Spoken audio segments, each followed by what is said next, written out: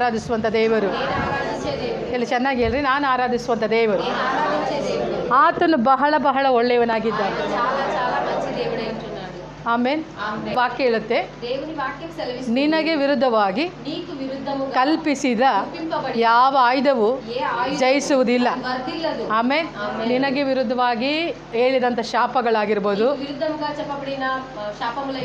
ನಿನ್ನ ಕುಟುಂಬಕ್ಕೆ ವಿರುದ್ಧವಾಗಿ ಮಾತನಾಡಿದ ಮಾತುಗಳಾಗಿರ್ಬೋದು, ನಿನ್ನ ಕುರಿತಾಗಿ ಜನರು ಏನು ಆಲೋಚಿಸ್ತಾ ಇದ್ದಾರೋ, ಯಾವ ತಪ್ಪಾದ ಆಲೋಚನೆಗಳನ್ನು ಮಾಡುತ್ತಿದ್ದಾರೋ ಅದು ಯಾವುದು ನಮಗೆ ಫಲಿಸುವುದಿಲ್ಲ. ಯಾಕೆಂದ್ರೆ ನಾವು ಯೇಸು ಕ್ರಿಸ್ತನ ರಕ್ತದ ಅಡಿಯಲ್ಲಿ ನಾವು ಜೀವಿಸ್ತಾ ಇದ್ದೇವೆ. ಯೇಸು ಕ್ರಿಸ್ತನ ರಕ್ತದ ಒಡಂಬಡಿಕೆಯ ಒಳಗೆ ನಾವು ಇದ್ದೇವೆ. ಆ ಒಡಂಬಡಿಕೆ ಕೆಳಗೆ ಇರುವಾಗ ಕರ್ತನಾದ ದೇವರು ನಮ್ಮನ್ನು ಅದ್ಭುತವಾಗಿ ಆತ ನಡೆಸುವ ಆತನಾಗಿದ್ದಾನೆ.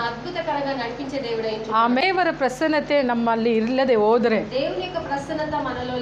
ನಾವು ಇವತ್ತೇನು ಮಾಡಲಿಕ್ಕೆ ಸಾಧ್ಯವಿಲ್ಲ. ಅದಕ್ಕೆ ಮೋಶೆ ಹೇಳ್ತಾನೆ, ಸ್ವಾಮಿ ನೀನು ನಮ್ಮ ಸಂಗಡ ಬರದೇ ಹೋದ್ರೆ ನಾನು ಇಸ್ರಾಯೇಲರನ್ನ ಕರ್ಕೊಂಡು ನಾವು ಪ್ರಯಾಣ ಮಾಡಲಿಕ್ಕೆ ಸಾಧ್ಯ ಇಲ್ಲ. ನೀನು ನನ್ನ ಜೊತೆಯಲ್ಲಿ ಬರಬೇಕೆಂಬುದಾಗಿ. ಯಾಕಂದ್ರೆ ಆತನ ಪ್ರಸನ್ನತೆ ಇಲ್ಲದೆ ನಾವೇನು ಮಾಡಿಕೊಳ್ಳಲಿಕ್ಕೆ ಸಾಧ್ಯನೇ ಇಲ್ಲ. ಹಲ್ಲೆಲೂಯಾ. ನಾನು ಏನು ಮಾಡಲಿಕ್ಕೆ ಆಗೋದಿಲ್ಲ. ನಾನು ಅಂದರೆ ಅರ್ಥ ಆಯ್ತಾನೆ? ನಾನು ಅಂದರೆ ಅರ್ಥ ಆಗ್ತಾ ಇದೆಯಾ? ನಾನೇ ನಾನು ಮಾಡಲಿಕ್ಕೆ ಆಗಲ್ಲ. ನಾನು ಏನೇ ಮಾಡಿದ್ರು ಆತ ನಮ್ಮೊಟ್ಟಿಗೆ ಇರಬೇಕು. ಹಲ್ಲೆಲೂಯಾ. ಆತನಿಲ್ಲದೆ ನಾವೇನು ಮಾಡಲಿಕ್ಕೆ ಆಗಲ್ಲ. ಅದಕ್ಕೆ ದಾವೀದನು ಬರುವಾಗ ಹೇಳ್ತಾನೆ, ನಾನು ಪಾತಾಳಕ್ಕೆ ಇಳಿದು ಅಗಾಧದಲ್ಲಿ ನನ್ನ ಹಾಸಿಗೆಯನ್ನು ಹಾಕಿಕೊಂಡರು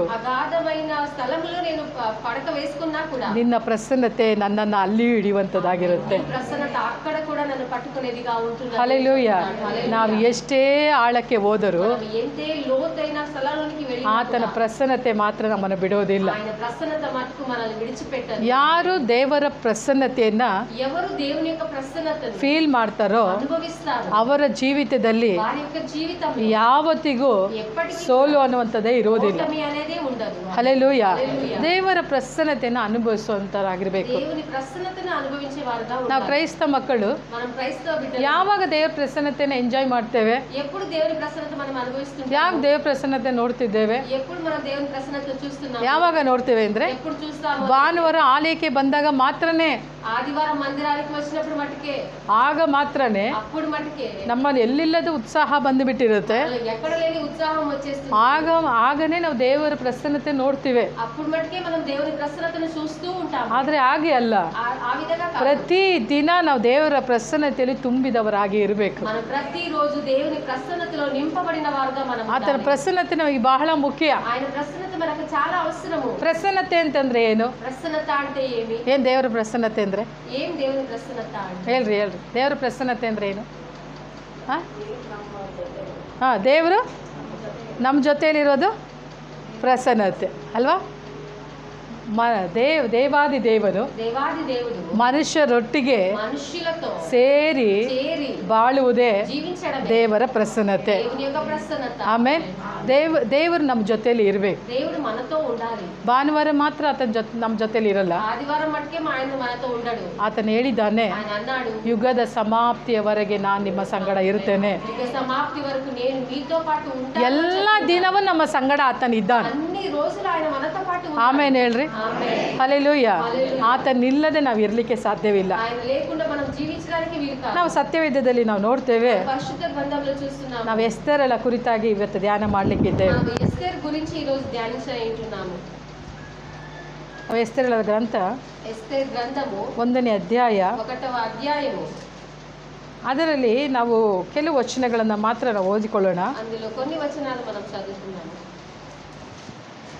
వష్టి రాణియో ఔతణకాగి ಎಲ್ಲರನ್ನ ಕರೆದಿದ್ದಾಳೆ. ವಷ್ಟಿ ರಾಣಿ ಆమె ವಿಂದು కోసం అందరిని పిలిచి ఉంటున్నది. ಇಲ್ಲಿ ಅಶ್ವೇರೋಜ ರಾಜ ಏನು ಮಾಡ್ತಿದ್ದಾನೆ ಅಂದ್ರೆ, ఇక్కడ అహష్వేరోజ్ రాజు ఏం చేస్తూ ఉన్నాడు? ಅವನು ಸಹ ಊಟಕ್ಕೋಸ್ಕರವಾಗಿ ఆయన కూడా విందు కోసం ಅಲ್ಲಿ ಇದ್ದಾನೆ. అక్కడ ఉన్నాడు. ಆ ರಾಜ ఆ రాజు ಅನ್ನಪಾನಗಳನ್ನು ಅವನು ತೆಗೆದುಕೊಂಡಿದ್ದಾನೆ. అన్నపానములను పుచ్చుకుంటూ ಅವನು ఉన్నాడు. ಬಹಳ ಸಂತೋಷವಾಗಿದ್ದಾನೆ. ఆయన చాలా సంతోషంగా ఉన్నాడు. ಸಂತೋಷವಾಗಿರುವಾಗ సంతోషంగా ಅವನು ఉన్నాడు. ವಷ್ಟಿ ರಾಣಿಯನ್ನ ఆమె వష్టి రాణిని ತನ್ನ ರಾಜ ಸನ್ನಿಧಿಗೆ ಬರಬೇಕೆಂಬುದಾಗಿ ಕರೆಯುವಾಗ రాజు సన్నిధానికి ఆమె రావాలని పిలిచినప్పుడు ವಷ್ಟಿ ರಾಣಿ ಏನ್ ಮಾಡ್ತಾಳೆ? వష్టి రాణి ఏం చేస్తుంది? ರಾಜನ ಆಜ್ಞೆಯನ್ನ రాజు ఆజ్ఞను ಅವಳು ಮೀರುತ್ತಾ ಇದ್ದಾಳೆ. ఆమె ధిక్కరిస్తూ ఉంటుంది. ಅವಳೇನ್ ಹೇಳ್ತಿದ್ದಾಳೆ? ఆమె ఏం చెప్తుంది? ರಾಜ ಹೇಳಿ ಕಳಿಸ್ತಾ ಇದ್ರೆ రాజు చెప్పి పంపిస్తున్నాడు. ನಾನು ಬರ್ಲಿಕ್ಕೆ ಆಗೋದಿಲ್ಲ. నేను రావడానికి వీలు కాదు. ಇದು ಒಂದೇ ಮಾತು ಏನಾಯ್ತು ಅಂತಂದ್ರೆ ఒకే మాట ఏమైంది అంటే ವಷ್ಟಿ ರಾಣಿಯನ್ನ వష్టి రాణిని ರಾಜ ಏನ್ ಮಾಡ್ತಿದ್ದಾನೆ? రాజు ఏం చేస్తున్నాడు? ರಿಜೆಕ್ಟ್ ಮಾಡ್ತಾ ಇದ್ದಾನೆ. రిజెక్ట్ చేస్తున్నాడు. ಹಲ್ಲೆಲೂಯ. హల్లెలూయా. ಈ ವಷ್ಟಿ ರಾಣಿ ఈ వష్టి ರಾಜ ಕರೆದಾಗಲೇ రాజు పిలిచిన ರಾಜನ ಆಸ್ಥಾನಕ್ಕೆ ಬರಬೇಕಾಗಿತ್ತು. రాజు సన్నిధానానికి రావాల్సి ಆದ್ರೆ ರಾಜನ ಸ್ಥಾನಕ್ಕೆ ಬರ್ಲಿಕ್ಕೆ అయితే రాజు సముఖానికి రావడానికి ಅವಳು ತಿರಸ್ಕರಿಸಿದಳಂತೆ. ఆమె తిరస్కరించిందంట. ಹಲ್ಲೆಲೂಯ. హల్లెలూయా. ಇವತ್ತು ఈ రోజు ನಮ್ಮ ಕರ್ತಾದಿ ಕರ್ತನು మన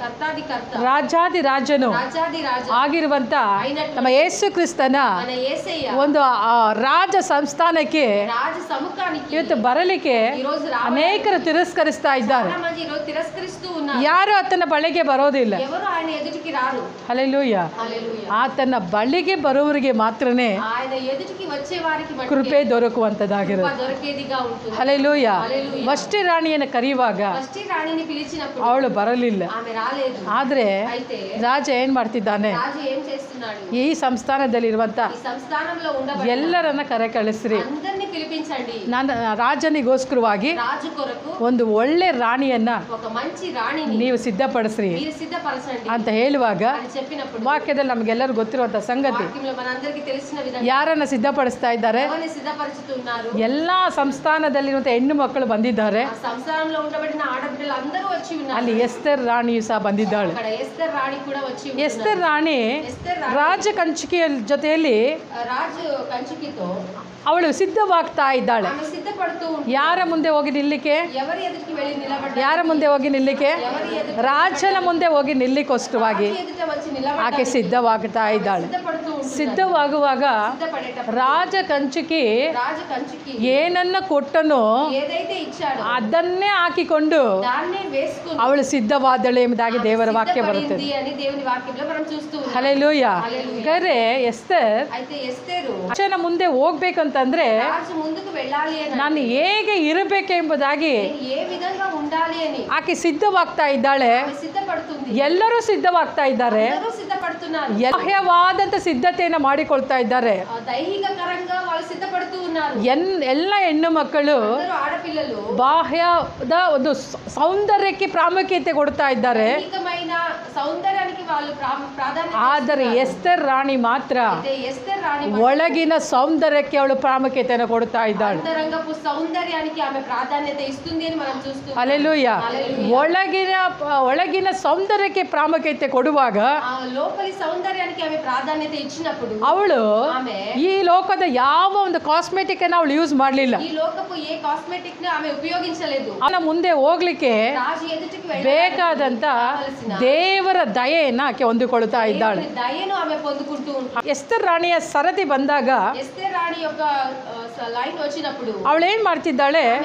ರಾಜನ ಮುಂದೆ ಹೋಗಿ ನಿಲ್ತಾ ಇದ್ದಾಳೆ. రాజు ఎదుటికి వెళ్ళి నిలబడుతూ ರಾಜನ ಮುಂದೆ ನಿಲ್ಲುವಾಗ రాజు ఎదుట నిలబడినప్పుడు ರಾಜ ಏನ್ ಮಾಡ್ತಾನೆ ಅಂತಂದ್ರೆ రాజు ఏం చేస్తున్నాడు? ಅವಳನ್ನ ಸೆಲೆಕ್ಟ್ ಮಾಡ್ತಾ ಇದ್ದಾನೆ. ఆమెను సెలెక్ట్ చేస్తూ ఉన్నాడు. ಹಲ್ಲೆಲೂಯ.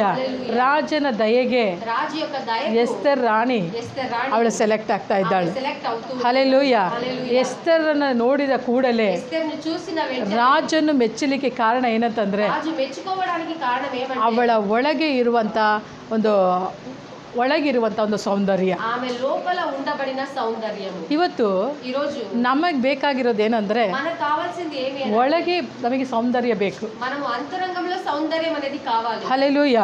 ದೇವರ ಪ್ರಸನ್ನತೆಯನ್ನ ಯಾವ ವ್ಯಕ್ತಿ ಒತ್ತಿರ್ತಾನೋ దేవుని ప్రసన్నతను ఏ వ్యక్తి అయితే మోచుకొని ఉంటాడో ಆ ವ್ಯಕ್ತಿ ఆ వ్యక్తి ದೇವರ ಬಳಿಯಲ್ಲಿ ಹೋಗುವಾಗ దేవుని ఎదుటికి వెళ్ళినప్పుడు ದೇವರ ದಯೆ ಅವರಿಗೆ ದೊರಕುವಂತದಾಗಿರುತ್ತೆ. దేవుని దయ వారికి దొరికేదిగా ఉంటుంది. ಹಲ್ಲೆಲೂಯ. హల్లెలూయా. ದೇವರ ದಯೆ ನಮಗೆ ದೊರಕಬೇಕಂತಂದ್ರೆ దేవుని దయ మనకు దొరకాలి అని ನಾವು అంటే ಪ್ರತಿದಿನ మనం ప్రతిరోజు ದೇವರ ಪ್ರಸನ್ನತೆಯಲ್ಲಿ ಇರುವಂತವರಾಗಿರ್ಬೇಕು. దేవుని ప్రసన్నతలో మనం ఉండేవారుగా ಇಲ್ಲಿ ರಾಜನಿಗೆ ಬೇಕಾದಂತ ఇక్కడ రాజుకు కావాలి ರಾಣಿಯನ್ನ ಸಿದ್ಧಪಡಿಸ್ಲಿಕ್ಕೆ రాణిని సిద్ధపరచడానికి ಯಾವತ್ತೂ ಒಂದು ದಿನ ಮೇಕಪ್ ಮಾಡಲಿಲ್ಲ, ఏదో ఒక రోజు మేకప్ చేయలేదు, ಪ್ರತಿ ದಿನ ಮೇಕಪ್ ಮಾಡ್ತಾ ಇದ್ದಾರೆ. ప్రతి రోజు వాళ్ళకు మేకప్ చేస్తూ ఉన్నారు. ಹಲ್ಲೆಲೂಯಾ. హల్లెలూయా.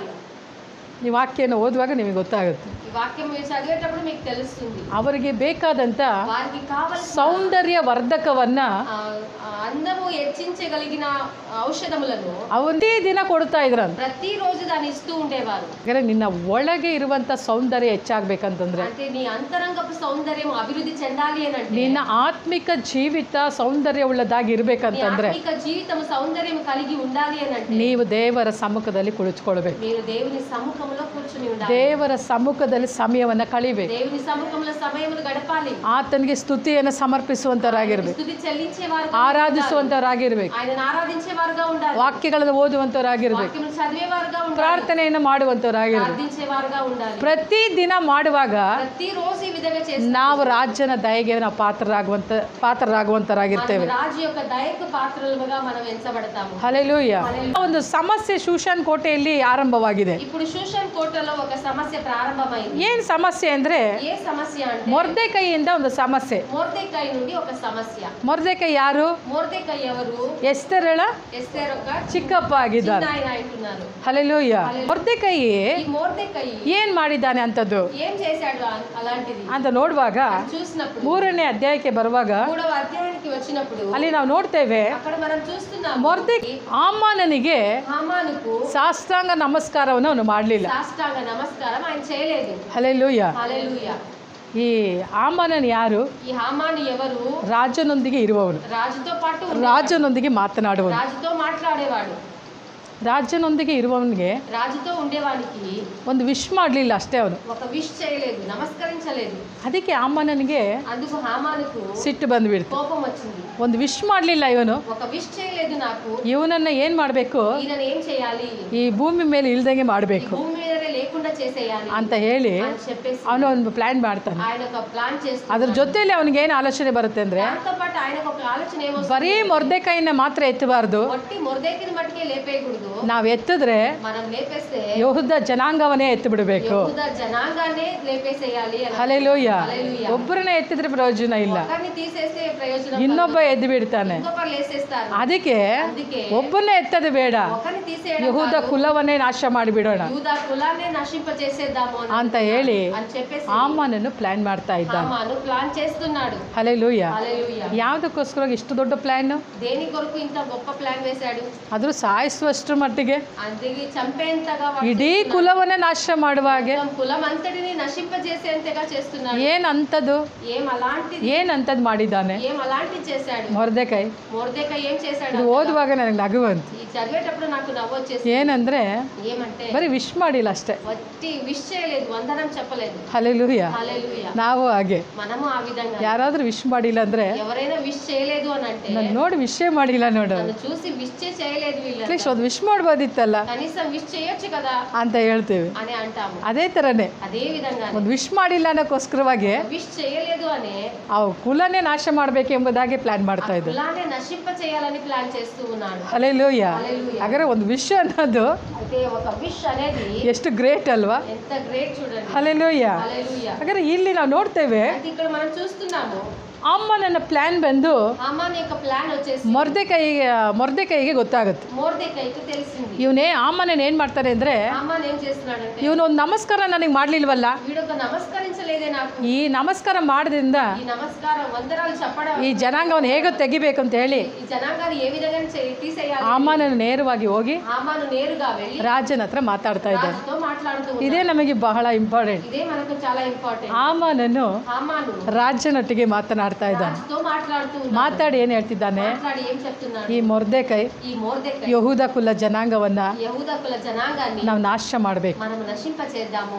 ಇವರು ಯಾರು ಅಂತಂದ್ರೆ, ఎవరు అనంటే ರಾಜಾಜ್ಞೆಗೆ ವಿರುದ್ಧವಾಗಿ ನಡೆಯುವಂಥವ್ರು. రాజాజ్ఞకి విరుద్ధంగా నడిచేవారు. ಹಾಗಾಗಿ ಇವರನ್ನ ತೆಗೆದು ಬಿಡೋಣ అందుని బట్టి వీళ్ళని తీసేద్దాం ಅಂತ ಹೇಳಿ ಪ್ಲಾನ್ ಮಾಡ್ತಾ అని ಇದ್ದಾರೆ. చెప్పేసి ఆయన ప్లాన్ చేస్తున్నాడు. ಮಾಡುವಾಗ చేసినప్పుడు ರಾಜ ಏನು ಹೇಳ್ತಾನೆ, ರಾಜು ಏನ್ చేస్తున్నాడు, ಸರಿ సరే ರಾಜಲೇಖನವನ್ನು ತೆಗೆದುಕೊಂಡು ಬನ್ರಿ, రాజు లేఖనాన్ని తీసుకొని వచ్చి ನಾನು ಅದರಲ್ಲಿ ಬರೆದು నేను అందులో రాసి ಸಹಿಯನ್ನು ಹಾಕಿ ಕೊಟ್ಬಿಡ್ತೇನೆ. వేసి ఇచ్చేస్తాను, ಇದನ್ನ ಯಾರು ಮೀರಲಿಕ್ಕೆ ಆಗೋದಿಲ್ಲ. దీన్ని ఎవరు మీరడానికి వీలు లేదు. ಹಾಗಾದ್ರೆ ಶೂಷನ್ ಕೋಟೆಯಲ್ಲಿ షూషన్ కోటలో ಇರುವಂತ ఉండబడిన ಎಲ್ಲ ಯಹೂದ ಜನಾಂಗದವರು అన్ని యూద కులం ಒಬ್ಬರನ್ನು ಬಿಡದೆ ఒక్కరిని ಅವ್ರನ್ನ ಸಾಯಿಸ್ಬೇಕೆಂಬಂತ అందరిని చంపే ರಾಜಲೇಖನ ಬರುತ್ತೆ. రాజ ఆజ్ఞను ಆಗ అప్పుడు ಮೊರ್ದೆಕೈ ಏನ್ ಮಾಡ್ತಾನೆ, మోర్దెకై ఏం చేస్తాడు, ಇದನ್ನ ಕೇಳಿದ ಕೂಡಲೇ దీన్ని విన్న వెంటనే ಗೋಣಿ ತಟ್ಟನ್ನ ಕಟ್ಟಿಕೊಂಡು ఆ గోనె పట్టును కట్టుకొని ಅನಿಸ್ತಾ ಇರ್ತಾನೆ. ఆయన మొరపెడుతున్నాడు. ಬಹಳ ದುಃಖದಿಂದ ಈ ಗೋಳಾಡ್ತಾ ಇದ್ದಾನೆ. ఆయన చాలా దుఃఖంతో మొరపెడుతూ ఉన్నప్పుడు ಅವನು ಎಸ್ತರ್ ರಾಣಿಗೆ ವಿಷಯವನ್ನ ಹೇಳಿ ಕಳಿಸ್ತಾನೆ. ఆయన ఎస్తేర్ రాణికి ఈ విషయాన్ని తెలియజేస్తాడు. ಎಸ್ತರ್